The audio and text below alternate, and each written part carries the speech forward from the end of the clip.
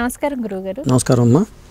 గురువుగారు, మనకు ప్రతిసారి వచ్చేసి ఏదైనా చెప్పాలి అన్నా కానీ టైం ప్రకారం చూసుకున్నట్లయితే 1 అవర్ 2 అవర్స్ అంటే 1 గంట 2 గంటలు అరగంట ఇలా గంటల పరంగా మనం చెప్తూ ఉంటాం. అదే మనం ఇంగ్లీష్లో చూసుకున్నట్లయితే మాత్రానికి 1 అవర్ 2 అవర్స్ అనేసి. అసలు ఈ అవర్ అనే వర్డ్ అనేది మనకి ఎలా వచ్చిందంటారు? నిజం చెప్పాలంటే అది ఒకటిగా మన తెలుగు వాళ్ళ నుంచే స్ఫూర్తి పొంది ఇంగ్లీష్ పదంగా మారిందని చెప్పొచ్చు.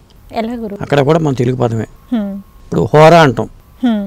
హోరా అంటే 1 గంట సమయం అని చెప్పాల్సి వస్తుంది. హోరా మృత్పరాచర హోరా శాస్త్రం అంటాం. అంటే మనకి ఆ హోరా అనే పదం ఎక్కడ వచ్చిందంటే అహోరాత్రం. అహో అంటే పగలు, అహా అంటే పగలు, రాత్రం అంటే రాత్రి. అహోలో హో, రాత్రంలో రా తీసుకుంటే హోరా అయింది. ఆ హోరా ఆ పదమే మనకి HORA రాస్తాం. అదే పదం 1 అవర్ అని ఇంగ్లీష్లో మారింది. ఒక రోజుకి 24 హోర్లు ఉంటాయి. రోజుకి మరి గంటలు కూడా 24 గంటలే కదా. అంతే కదా. మరి హోరా అనే పదమే అవర్ అనే పదం. ఈ రెండు విడివిడిగా కాదు. అదమ్మా గురుగారు. అలాగే ఇంకొకటి ఏంటి అంటే మీరు చెప్పారు కదా హోరా అని చెప్పేసి, అంటే గంట రోజుకు వచ్చేసి 24 గంటలు ఉంటాయని చెప్పేసి. అసలు ఈ హోరా యొక్క ప్రత్యేకత ఏమిటంటారు? దీని వెనకాల చాలా శాస్త్రీయత ఉంది, చాలా మందికి తెలియదు. ఇప్పుడు మనకి శనివారం అంటాం కదా. అవును. శనివారం అంటే శనిహోరాతో స్టార్ట్ అవుతుంది. అంటే ప్రతిరోజు గంట సమయం ఒక గ్రహానికి కేటాయించుకుంటే ఒక్కొక్క గ్రహానికి ఒక్కొక్క అవర్ ఉంటుంది. ఒక్కొక్క గ్రహం మారుతూ ఉంటుంది.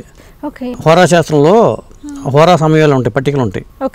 అంటే శనివారం ఎలా వచ్చిందంటే ఇప్పుడు సూర్యదేవి నుంచి లెక్కేసుకుంటే 1 అవర్ పాటు ఆ గ్రహానికి హోరా ఉంటుంది. ఇప్పుడు శనివారం అంటాం కదా. శనివారం అనే పదం ఎలా వచ్చిందంటే శనివారం సూర్యోదయం టైం నుంచి లెక్క పెట్టుకుంటే 1 అవర్ పాటు ఆ గ్రహానికి శని గ్రహానికి సంబంధించిన హోరా ఉంటుంది. 1 అవర్ పాటు అంటే శని హోరా అంటారు దాన్ని. శనివారం అనే పదం ఆ శని హోరాతో స్టార్ట్ అవుతుంది కాబట్టి శనివారం అని వచ్చింది.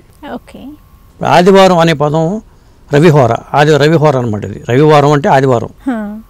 ఆ పదం కూడా మరి మన రవి నుంచే స్టార్ట్ అవుతుందని చెప్పాలి. అంటే ఆదివారం పూట సూర్యోదయం స్టార్ట్ అయినప్పటి నుంచి 1 అవర్ పాటు రవిహోర ఉంటుంది. అలాగే సోమవారం, సోముడు అంటే చంద్రుడు.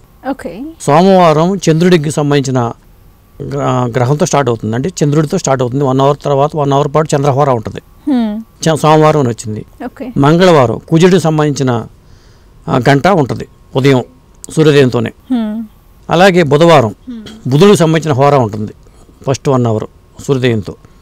గురువారం గురువుకు సంబంధించిన హోరా ఉంటుంది. శుక్రవారం శుక్రుడికి సంబంధించిన హోరా ఉంటుంది. మళ్ళీ శనివారం శని హోరా ఉంటుంది. మరి 7 రోజులు కూడా 7 గ్రహాలకు సంబంధించిన హోరా లాట్లతోనే స్టార్ట్ అవుతుంది.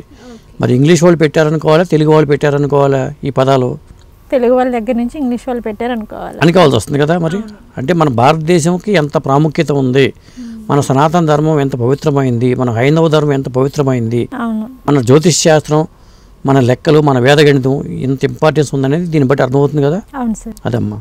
ఓకే గురుగారు, మనకి గంటలు అనేది అవర్స్లో ఉంటుంది కాబట్టి ఇంగ్లీష్లో చూసుకున్నట్లయితే ఆ పదం అనేది ఎలా వచ్చింది అనే దాని గురించి అయితే చెప్పారు. నమస్కారం. నమస్కారం.